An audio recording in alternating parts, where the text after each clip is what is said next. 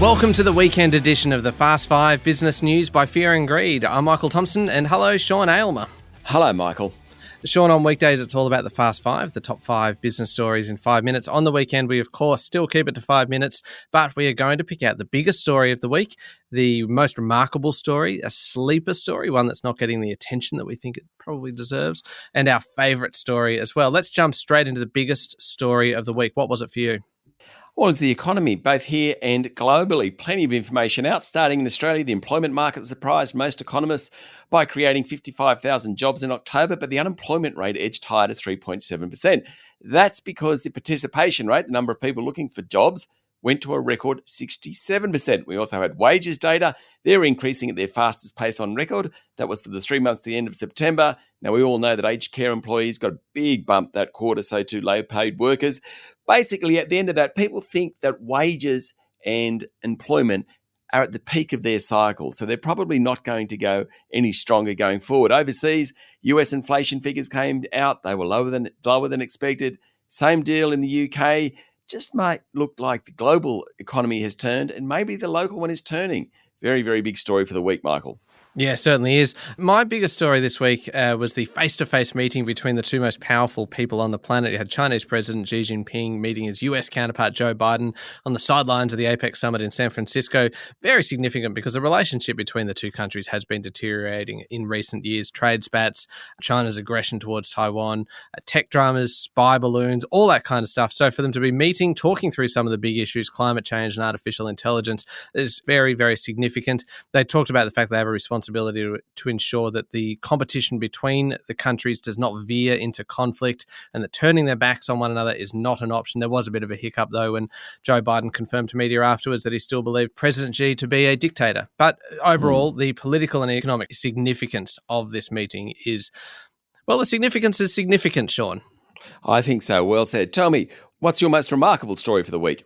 My most remarkable, I just think it is remarkable, don't you, that with so many high-profile cyber attacks that half of Australian companies are not prepared for the threat. This is a warning this week from ASIC, Chairman Joe Longo warning that businesses must close, quote, alarming gaps in their cybersecurity defences. Some of the pretty kind of alarming stats are that small companies markedly worse than larger ones in terms of being prepared.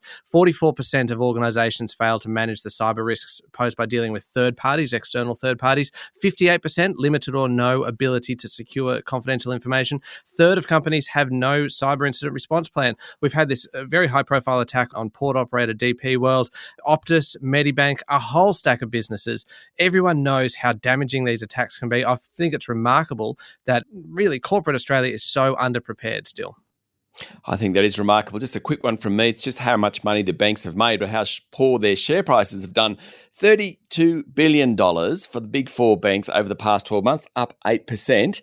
Now, a lot of that is because interest rates are rising. That's good for banks. They tend to make more money when that happens. What I find really remarkable, though, is just how poorly the share prices have done. ANZ share price is flat for the year. Commonwealth Bank's off a couple of percent. National Australia Bank, Westpac, they're both down close to 10%. And this is when interest rates are rising, which is supposed to be good for the banks. Very competitive sector out there. And I know they're making a lot of money, but they've got a lot of shareholders. So it's quite remarkable just how poorly their share prices have done, given they ended up with $32 billion for the year, Michael. Yeah, remarkable. Can I nominate a sleeper story, Sean? Please. So my sleeper story is all about infrastructure this week. It's probably not getting the mainstream attention that it deserves, but it is very significant. The federal government has axed 50 road and rail projects across the country, saving $7 billion. The infrastructure minister, Catherine King, also said delivery times on some existing projects are going to face major delays.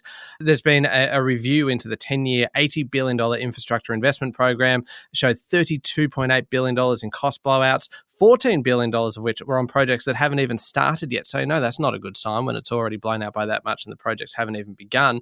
The comments from the boss of Infrastructure Australia were pretty telling, basically saying that infrastructure, we need it, but it needs to be better planned. We don't have the money, we don't have the workers to deliver it at this stage. So it does feel as though we are towards a point at which there's maybe a little bit of a crisis where our infrastructure that is being developed is not perhaps going to keep up with the demands of Australian society. That sounds very grand, doesn't it, Sean? It did. I mean, I was going to say that's very well said. Look, let me tell you my favourite story of the week. It was one that came out earlier. It was a study that said remote working ends up with better outcomes than non-remote working. So it was a survey which included Boston Consulting Group, one of the big consultants out there, 554 public companies. They employ about 27 million people. Basically, the companies that are completely remote or allow employees to choose when they come into an office, sales were up 20% for those companies between 2020 and 2022, compared to 5% for the hybrid or fully on-site workforces.